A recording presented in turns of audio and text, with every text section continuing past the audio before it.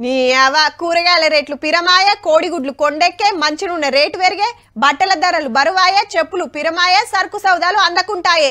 అరే గిట్లయితే పబ్లిక్ ఏం తింటారు, ఎట్లా బతుకుతారని ఒక్క కంపెనీల కన్నా సోయుందా? రేట్లు పెంచుడు, కోట్లు కమాయించుడు. అయ్యగారిచ్చే పైసలతోటి ఇంట్లో వండి పెట్టలేక మా అక్కలంతా అరిగోస పడతంటే మోగోళ్ళనేమో గిట్లా ఎంకరేజ్ చేయబట్టిరి. 31 కు కిక్కు పోర్రి. మందు రేట్లు మస్తు తగ్గినాయి. మళ్ళా కొబ్బరి కొడుకు అని ఆత్రం లేచి ఉరికేరు. మనకాడ కాదు ఆంధ్రాల ఒక్కపారే 11 కంపెనీలు కోటర్ మీద 30 రూపాయలు దించినాయి అంటే చూడుర్రి. అంటే హాఫ్ మీద 60, ఫుల్ మీద 120. కాకుంటే పాత స్టాక్ వచ్చేదాకా పాత రేట్లకే. షాపులకు కొత్త మాల్ దిగినాకనే తగ్గిన రేటుకు. ఈ ముచ్చట తెలవంగానే ఆంధ్ర అన్నయ్యలు దుకాణాల మీద దండయాత్ర చేస్తుండొచ్చురు. ఎందుకంటే ఇది చెప్పున కథం చేస్తే కొత్త ఏడాదిలో తక్కువ రేట్లకు మంచి రిమ్మ.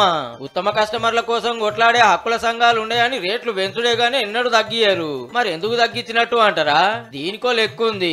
జగనన్న గవర్నమెంట్ లో తాగుడు తక్కువ చేస్తామని కొత్త బ్రాండ్ తెచ్చి రేట్లు పెంచిండ్రు. మందు కంపెనీల నుంచి కమిషన్ల కోసమే గిట్లా చేసిండ్రని మస్తు లొల్లైంది అప్పట్ల. తాగేటోళ్ళు సుతం మెచ్చలే. చెల్ పేదలకు పెగ్గును దూరం చేస్తారా గిదేం తరీకా అని చంద్రన్న రూల్స్ మార్చిండు. ఇప్పుడు గవర్నమెంట్ నడిపే దుకాణాలను ప్రైవేటోళ్ళకి ఇచ్చి 99 రూపాయలకే కోటర్ సప్లై చేస్తాండు.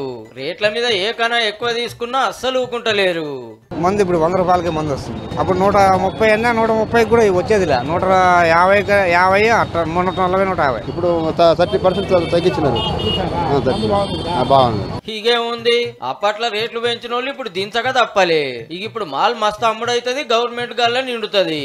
అబ్బా మన కాడ సుత తగ్గితే బాగుండే అనుకునేటోళ్ళు కొందరైతే ఏహే రేట్ ఎంత ఉంటుంది అని 31 సిట్టింగులకు పిలాన్లు వేస్తున్న వాళ్ళు కొందరు. మందంటే అట్లా ఉంటది మళ్ళా.